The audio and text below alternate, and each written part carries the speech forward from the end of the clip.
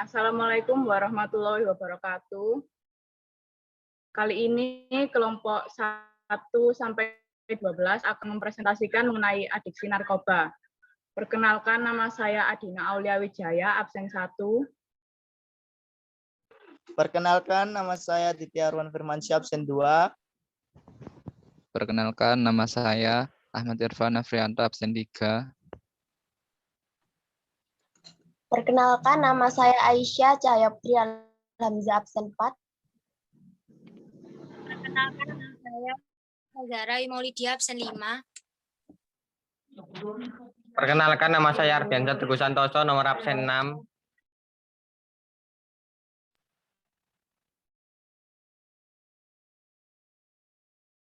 Perkenalkan, nama saya Desyana Auralia Aziza, absen 7.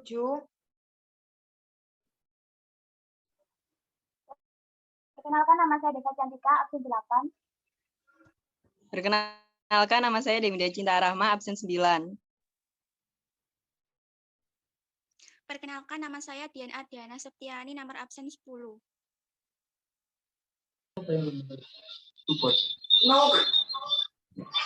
Perkenalkan, nama saya Dini Ramadhania Ila, absen 11. Perkenalkan, nama saya Vladi Yunusra Aji, absen 12.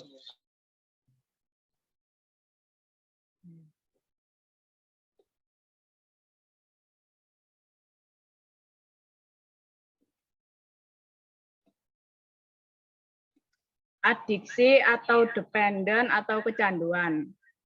Adiksi merupakan suatu kondisi ketergantungan fisik dan mental terhadap hal-hal tertentu yang menimbulkan perubahan perilaku bagi orang-orang yang mengalaminya.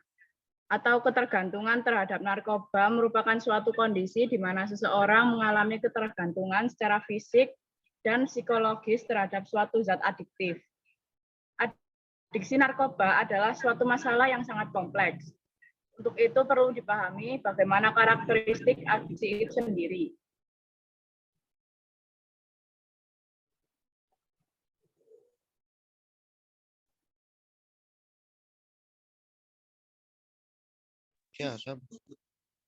Meliputi ketergantungan fisik, yaitu kondisi di mana tubuh sudah mulai terbiasa dengan zat tersebut dan menganggapnya sebagai bagian dari fungsi normal ketubuhan. Berikutnya ada ketergantungan fisik menimbulkan efek toleransi, proses di mana tubuh beradaptasi dengan penggunaan zat yang lama-kelamaan membutuhkan dosis yang lebih banyak untuk mendapatkan efek yang sama.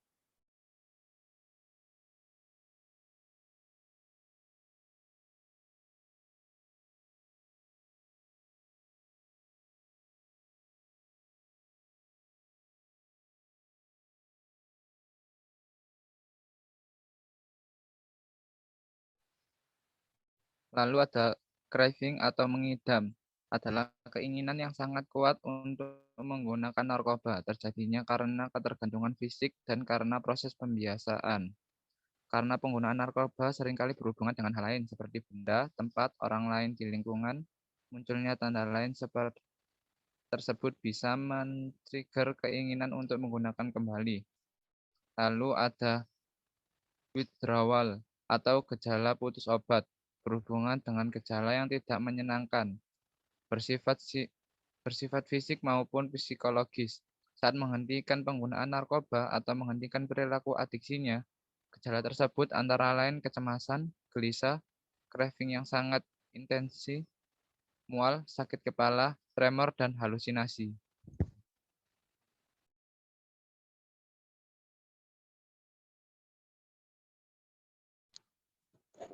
Kapan SOO dapat dikatakan sebagai pecandu? The American Psychiatric Association, seseorang dapat dikatakan menderita kecanduan bila 3 atau lebih dari gejala di bawah ini dialami dalam 12 bulan terakhir. Yang pertama, toleransi, membutuhkan dosis yang lebih banyak untuk mendatangkan efek yang sama atau dosis yang sama sudah tidak lagi mendatangkan efek seperti sebelumnya. Yang kedua, mengalami gejala putus zat setelah menghentikan penggunaan.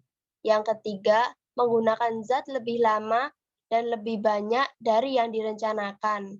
Yang keempat, ada keinginan yang kuat untuk menghentikan penggunaan. Telah beberapa kali berusaha menghentikan penggunaan tetapi gagal. Yang kelima, menghabiskan waktu yang lama untuk mencari, menggunakan, dan pulih kembali dari efek penggunaan narkoba. Yang keenam, aktivitas sosial yang penting. Pekerjaan dan kegiatan rekreasi ditinggalkan karena masalah penyalahgunaannya.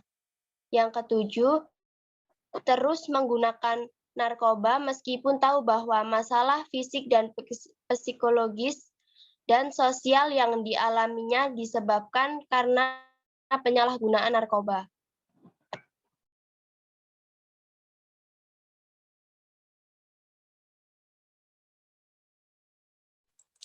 Yang selanjutnya adalah diksi dan sistem kerja otak. Semua jenis narkoba mempengaruhi dopamine pathway. Dopamine adalah neurotransmitter zat kimia yang diproduksi oleh sel-sel syaraf yang memproses dan membawa informasi. Tugas dopamine adalah memproduksi perasaan senang atau enak. Oleh sebab itu, jalur ini juga sering disebut dengan pleasure pathway. Bila seseorang menjadi pecandu narkoba, sistem akan terganggu. Kalau otak mengeluarkan dopamin terlalu sering, jumlah dopamin akan jauh berkurang. Bila seseorang kekurangan sumber produksi dopamin dan dari otak, akibatnya akan sulit merasakan senang atau enak dari sumber kesenangan yang alami. Selanjutnya, ada menurunkan aktivitas dopamin. Otak akan mengeluarkan dopamin yang menyebabkan perasaan senang atau enak dan memotivasi kita untuk berespon terhadap reward alamnya. Kemudian, narkoba mengandung dopamin sangat banyak sehingga otak menurunkan produksinya sendiri. Gangguan dalam sistem produksi dopamin alami lama-kelamaan akan menghalangi pecandu untuk merasakan kesenangan walaupun sudah pakai narkoba. Mengganggu sistem otak yang mengendalikan perasaan senang, pengambilan keputusan, memori, pengendalian emosi, motivasi, mengatur kebutuhan sebagai akibat dari kehilangan kontrol. Pecandu mencari narkoba secara kompulsif, walaupun narkoba ini sudah tidak lagi menimbulkan efek yang menyenangkan.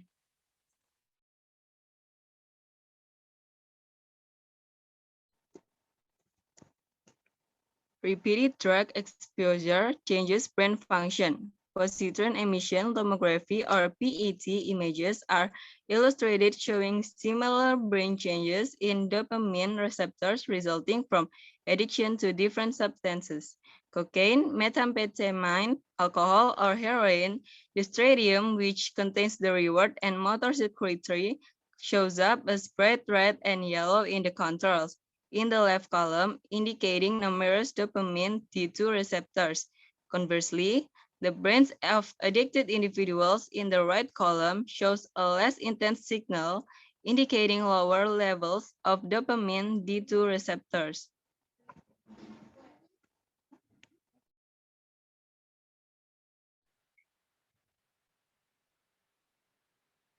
Beberapa model adiksi. Bagaimana pandangan dan pemahaman seseorang mengenai adiksi? Yang kedua, mempengaruhi sikap dan perilaku terhadap pecandu. Yang ketiga, bisa dijadikan konsep dasar yang memperbaiki komunikasi dengan pecandu yang akan membantu pecandu mencapai pemulihan. Adiksi juga disebut sebagai dosa, penyakit, atau perilaku maladaptif.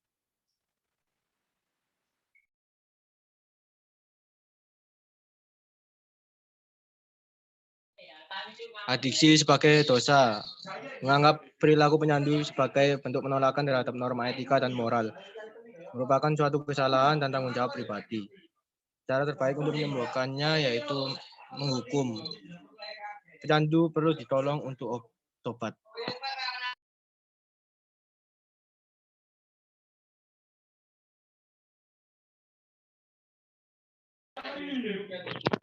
Adiksi sebagai penyakit terjadi karena tidak adanya kontrol pribadi. Adiksi adalah asal mula timbulnya berbagai penyakit. Adiksi bersifat genetik. Pecandu merupakan korban. Pecandu perlu mendapatkan perawatan, pertolongan, dan pengobatan.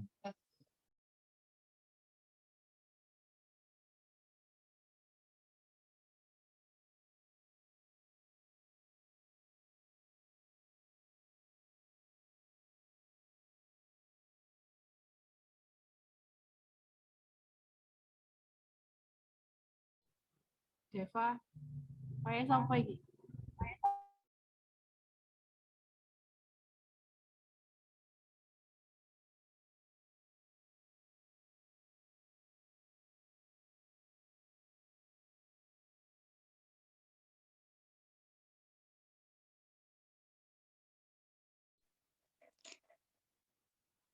Selanjutnya yaitu adiksi sebagai perilaku maladaptif. Adiksi merupakan gangguan tingkah laku. Adiksi merupakan hasil proses belajar yang salah dan destruktif. Adiksi merupakan tingkah laku yang berada di bawah kontrol lingkungan, keluarga, dan sosial.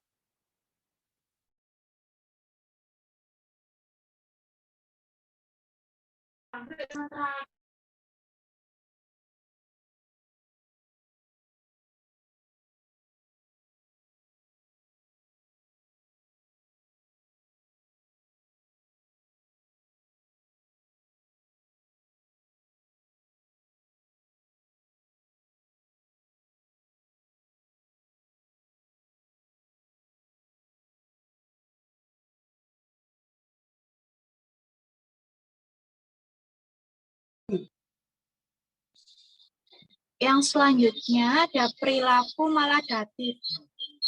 Adalah mempunyai konsekuensi destruktif bagi pecandu dan keluarganya. Selanjutnya, pengobatan terbaik adalah yang mengulangi proses belajar. Dan selanjutnya, klien diajarkan keterampilan untuk menghindari relapse, pelatihan kontrol diri, dan pemahaman baru.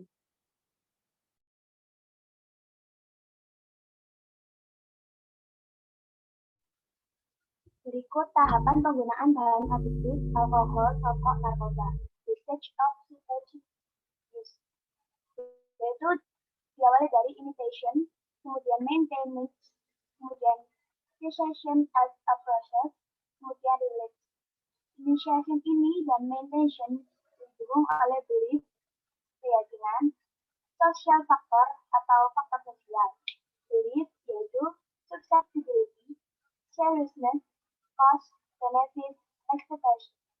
Kemudian yang social factor yaitu parental behavior, parental belief, kemudian peer group pressure. Selanjutnya adalah cessation as a process yang terdiri dari pre-contemplation, contemplation, action, and maintenance. Terdiri dari public health intervention yaitu dokter, admission, worksite intervention, community advocate, government policy. Kemudian ada clinic intervention, yaitu dari BCS perspektif, social learning perspektif, dan lain-lain. Dan juga dibantu dengan self-help atau menolong diri sendiri. Kemudian tahap terakhir yaitu relapse prevention, yaitu coping, expectation, attribution.